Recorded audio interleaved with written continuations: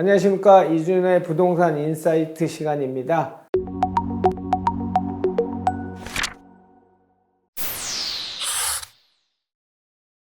오늘 제 정비사업하면서 꼭 모시고 싶었던 분 모십니다. 우리 재개발연구회, 네이버에서 재개발연구회 치면 바로 연결이 되니까 꼭 찾아보시고요. 재개발연구회 본인이 운영하시는데 자문위원이라는 직함을 갖고 계시고, 지금은 또 헤럴드 경제 내 집 마련 라이브스쿨 운영 총괄을 맡고 계신 전영진 대표 모셨습니다. 중요한 자리에 불러주셔서 너무 감사드리고, 제가 그동안 배웠던 재개발 관련된 내용들, 지식들, 그리고 현장의 이야기들을 많이 전달해 드리도록 하겠습니다. 네. 너무 많은 그 정비 사업들이 있어요. 우리가 알고 있는 일반적인 재개발 사업하고는 뭐가 다른 거죠? 예전에 우리 이제 이명박 서울시장 시절에 이제 뉴타운에서 출발이 된 거죠. 93년도에 뉴타운으로 출발이 돼서 도시 재정비 촉진이나 특별법으로 바뀌었다가 이제 그 사업들이 남아있는 데도 있고 해제된 데도 있고 그렇잖아요.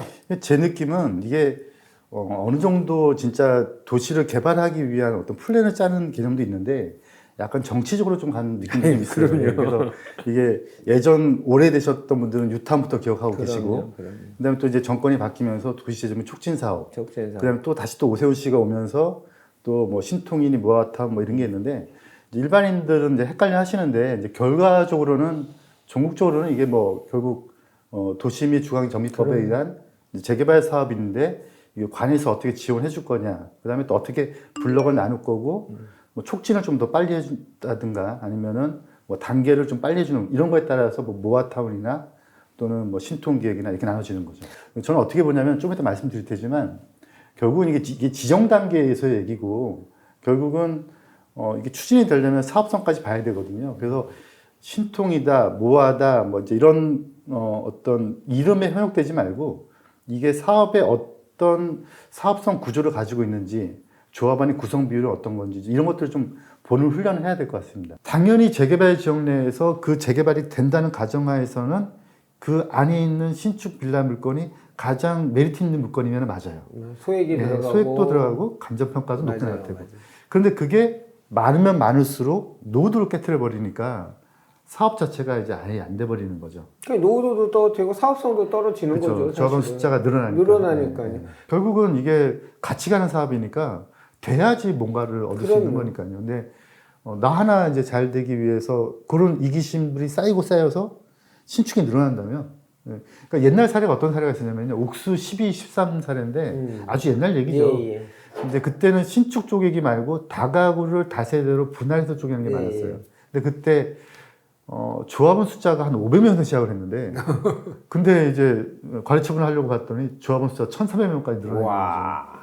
그래서 이제 그때 그쪽 정비업체가 이제 제 친구였는데, 원래 가구 수를 1,200가구 예상을 했었거든요.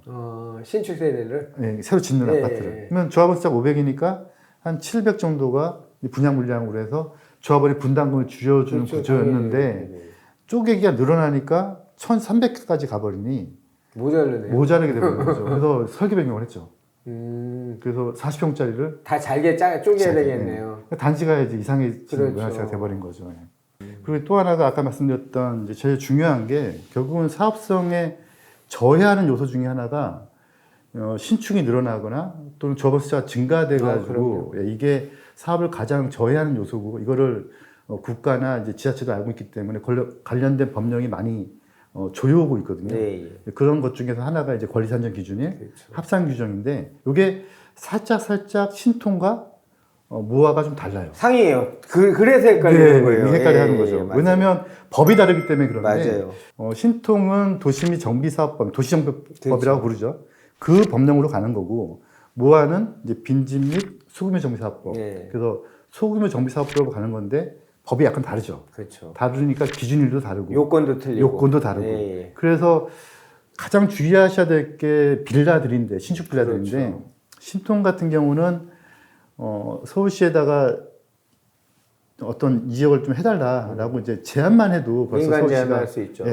걸어버리는 거죠. 날짜를 걸어버려서 그때 이후에 뭐 그 전에 허가를 받았더라도, 그 전에 허가를 받았더라도 그 물건 자체가 등기가 나중에 난다면 그러면 이제 다 물딱지가 돼버리는 거죠. 근데 이제 헷갈려 준 게 하는 게 뭐냐면 일반인들이 헷갈려 하는 게 이게 신통은 등기 기준인데 근데 무화는 다행히도 건축 허가 기준이에요. 그래서 아까 말씀드렸던 관리지역 지정 전까지만 허가를 받아놓으면 되긴 해요. 무화만 그렇고 신통은 허가를 받아서 정상적으로 등기가 나고 건축물 대장이 만들어진다고 하더라도 그 전에 만들어지기 전에 이제 권리산정 기준이 발표가 되면 물딱지가 되어버리는 거죠. 두 개가 기준 날짜가 달라요. 신축 물건을 사실 때 이게 신통이다. 그러면 이제 그 해당 지역 신통 같은 경우는 구청에서 알려주거든요. 권리산정 기준일이 언제 고시가 됐습니다. 그러면 그 고시된 날짜 전에 건축 허가를 받았던 뭘 했든 간에 건축물 대장이 나와도 안 돼요. 등기까지 나야 돼요. 등기가 그 전에 난 물건들만 안전한 물건인 거고, 모아타운은 그래도 좀 나와서 그 관리지역 지정 전에, 모아타운 지정이라고 또 부르죠. 관리지역 지정 전에, 그 해당 피지에 대해서 착공계를 넣었다면, 그건 이제 별도로 아파트 받을 수 있는 거가 되는 거죠. 그래서 이 얘기는 좀 너무 이제 이쪽 분야에서 벌써 그런 물건을 제 주변에 몇 명 있어요. 뭐 열심히 집을 지은 거죠. 그래서 한 동네다가 5동을 지었어요. 자기 돈 200억이 들어갔어. 예. 근데 막 재개발 된다고 하니까 이분은 이제 들뜬 거죠. 내 이 물건 그렇죠. 잘 팔 수 있겠구나. 예. 그런데 주민들이 재개발 동의서를 딱 넣어버리니까, 신통을 넣어버리니까 이분이 등기가 나기 전에 권리산정 기준에서 빠져버린 거죠. 합산이 된 거야, 아까 얘기했던. 합산도 아니죠. 이건 빠졌다고? 네, 권리산정 기준이 전에 등기가 난 거. 아. 이후에 등기가 난 게. 네, 이후에. 이제 짓고 있었으니까요. 예. 그러니까 이 물건은 합산도 아니고 그냥 현금 청산이죠. 아파트를 못 받는 물건. 그러니까 이 사람은 지금 5동이면은 10개씩인가 50채를 지금 200억이 그냥 묶여 있는 거죠. 이런 사람들이 많아요. 이런 사람들이 소송을 하겠죠, 분명히. 소송을 하겠죠. 예. 근데 실익은 제가 보기에는 없어 보이고. 네. 이거 말고 또 하나 뭐가 있냐면 예전에 서울시 같은 경우는 또 아주 옛날에 2008년 7월 30일 날 합산 규정이라는 걸 둔 게 있어요. 네. 그래서 그 날짜 이후에 신축된 물건들에 대해서 또 일정 요건을 맞춰가지고 권리산정 기준일 같은 경우는 아파트를 안 줘버리거든요. 그렇죠. 근데 지금 제가 말씀드렸던 2008년 7월 30일 규정에 해당되는 지역들은 아파트를 안 주는 건 아닌데 여러 사람한테 아파트를 합해서 하나를 줘버려요. 그러면 이제 모르는 사람하고 아파트 한 채 받을 수 있는 거죠. 그렇죠, 그렇죠. 이제 이런 물건들이 생각보다 용산이나 이럴 때 많이 있거든요. 그게 공유 물건 얘기하시는 거예요? 아니요, 달라요. 그럼 어떤 거죠? 합산이라는 게? 그러니까 지금 우리가 알고 있는 이 권리산정 기준일이라는 이 개념 자체가 예. 2009년에 나왔거든요. 예. 2009년 2월 6일 날 나왔는데 이거를 서울시가 뒤늦게 조례로 만든 게 2010년 7월 16일부터예요. 예. 근데 그 전에 법이 만들어지기 전에 2009년에 나왔다 말씀드렸잖아요. 예. 그게 만들어지기 전에 서울시 나름대로 노력을 했었어요. 그게 2008년 7월 30일이에요. 그래서 그때 당시에 뉴타운이 지정이 됐거나 재개발이 되었던 지역들 예. 중에서 2008년 7월 30일 이후에 건축 허가를 받은 물건들은 그러면 허가를 뭐 10세대를 받았다. 그럼 10개의 동이 지어지는 거죠. 10개 예. 세대가. 예. 하지만 2008년 7월 30일 이후기 때문에 그 10명이 아파트를 한 채를 합산을 받는 거예요. 그러니까 쪼개기 금지 형태가 되는 그렇죠. 거네요, 일종의. 근데 이게 또 어려운 얘기 자꾸 하지 말아야 되는데 어려운 얘기도 들어가면 어떤 문제가 있냐면 예. 2008년 7월 30일 날 금지를 시켰다가 예. 그 이후에 어떤 일이 있었냐면 박원순 서울시장이 뉴타운이나 재개발을 많이 해제를 했어요. 해제시켰죠. 네. 해제를 시켜가지고 건축 제한이 묶여있던 동네들마저도 건축이 풀렸던 현장들이 많아요. 예, 그렇죠. 그래서 이제 신축 조객의 업자들이 그런 지역에 가서 신축을 했죠. 예. 하지만 박원순 서울시장이 푸른 거는 건축 제한을 푸는 거지. 그렇죠.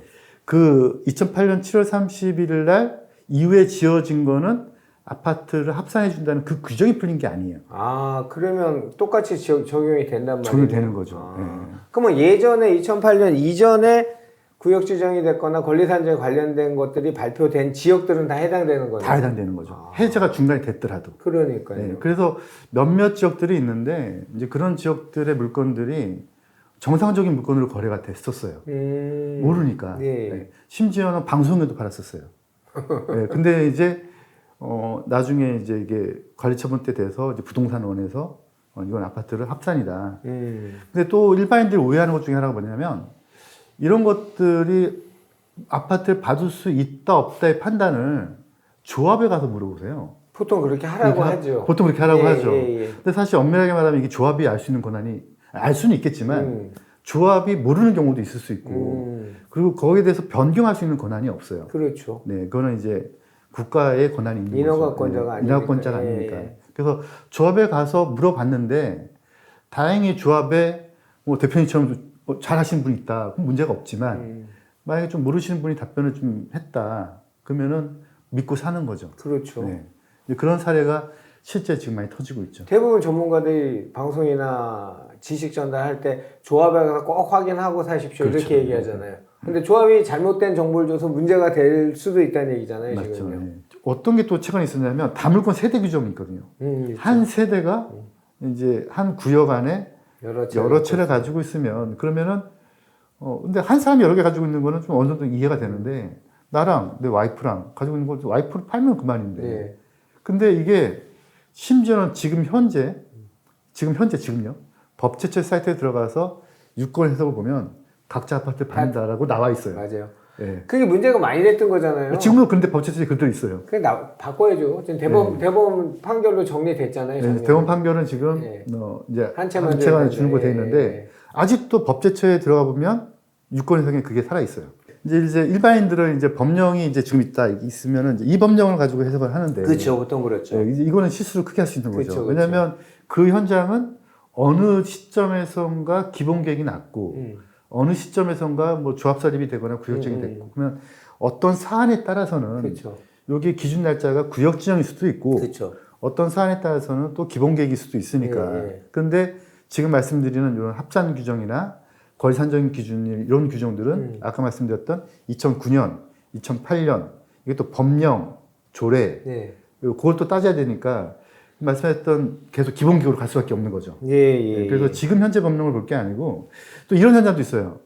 옛날 기본 계획이 살아있던 현장들이 어떻게 돼서 재개발이 해제가 된 거예요. 예. 근데 기본 계획은 살아있는 거죠. 예. 재개발이 해제가 된 상태에서 신통을 추진했어요. 예. 신통을 추진하니까 신통 거리 산정 기준을 서울시가 발표한 거죠. 그렇죠. 그러면 일반인 사람들은 신통 거리 산정 기준이 전이 신축이니까 얘는 아파트를 받을 수 있겠구나 대부분 그렇게 생각하죠. 생각할 수밖에 예, 없죠. 예. 근데 얘는 또 그게 아닌 거죠.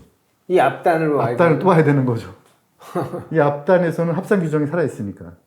자, 지금 말씀하셨던 뭐 분양 대상 판단, 합산 규정 이런 충분히 위협적으로 느낄 만한 여러 가지 해 주셨어요. 그러면 솔루션도 주셔야죠. 이 고려사항 중에서 우리 시청자 여러분들 가장 중요하게 생각해야 될 게 어떤 것들이 있을까요?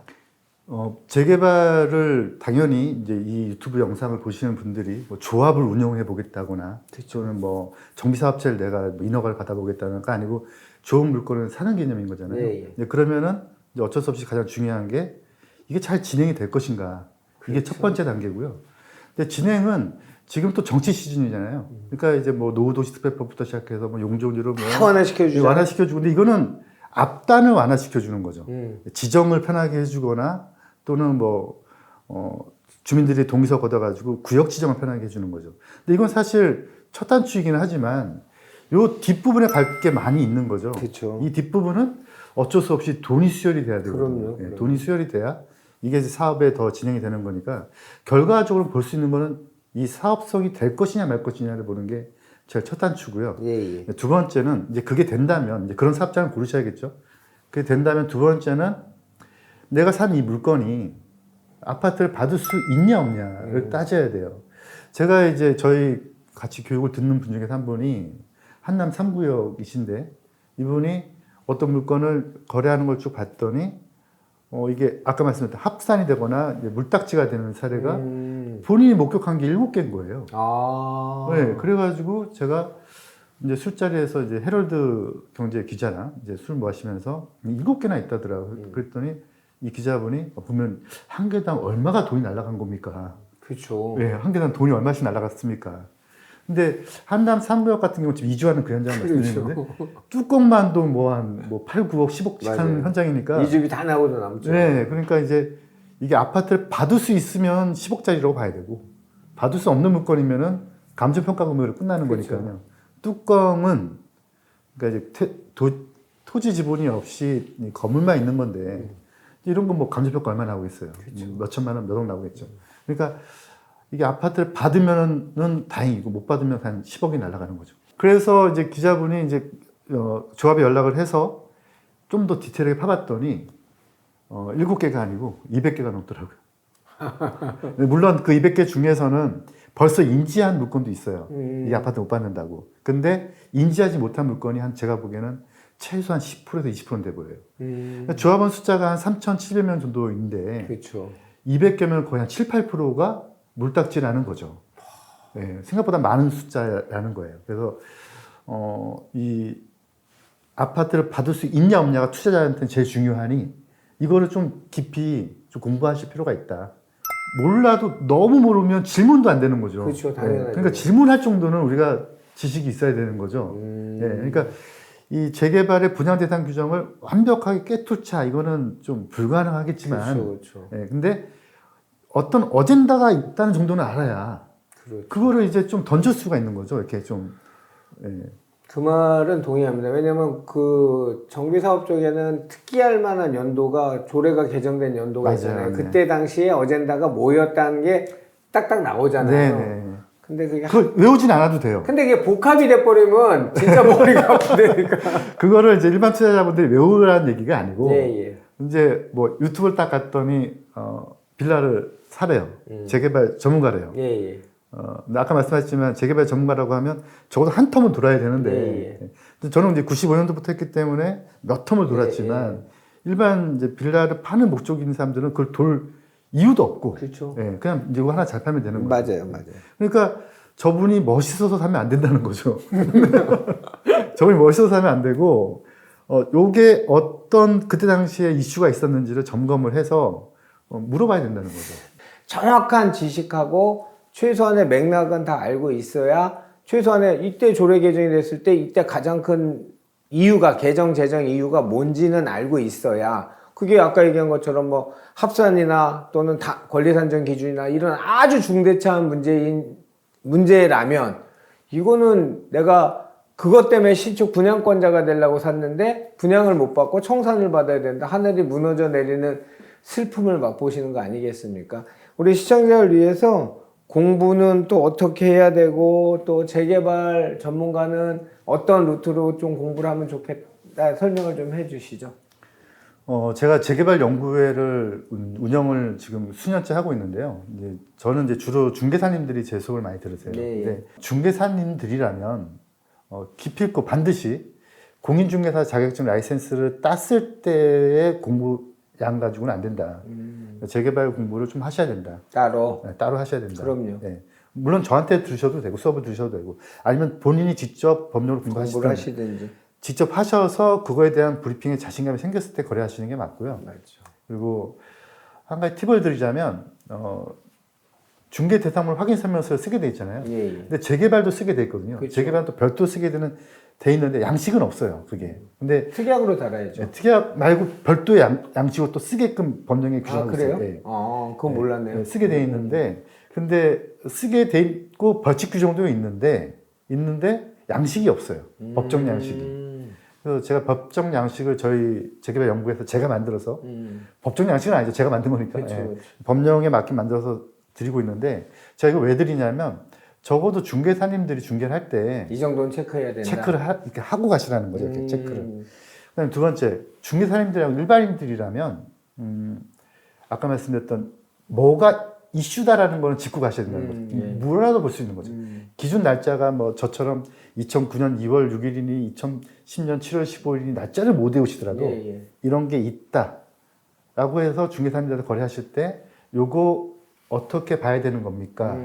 라고 했는데 중개사가 이런 거는 별로 신경 안 써도 됩니다. 라고 하면은 하시면 안 되는 거고. 그렇죠. 그건 중개사고죠. 그건 유튜브 전문가도 마찬가지인 거고요. 네. 그거는 이제 내가 챙겨야 되는 거죠. 네. 반드시 챙기고 거래하셔라. 아이고, 어떻게 저의 주장입니다. 머리 아프시죠, 시청자 여러분? 그래도 이 정도 돈 벌려면 이 정도 하셔야죠. 노력하셔야죠. 그래서 저희 이름도 부동산, 돈 버는 부동산에서 부동산 인사이트로 바꿨지 않습니까? 여러분들께 통찰력과 이해력을 도와드리기 위해서 이름도 바꿨습니다. 그러니까 오늘 정비사업 쪽에 제가 꼭 모시고 싶었던 분 모시게 돼서 저는 개인적으로 굉장히 기분이 좋고요. 이분하고 시간 바쁘시지만 제가 또 부탁드려서 그때는 이제 사례 위주로 한번 얘기를 들어보든지 아니면 우리 유튜브 채널 밑에 그 메일 주소 나가죠. 그걸로 질문을 주셔도 됩니다. 질문 주셔도 되고요.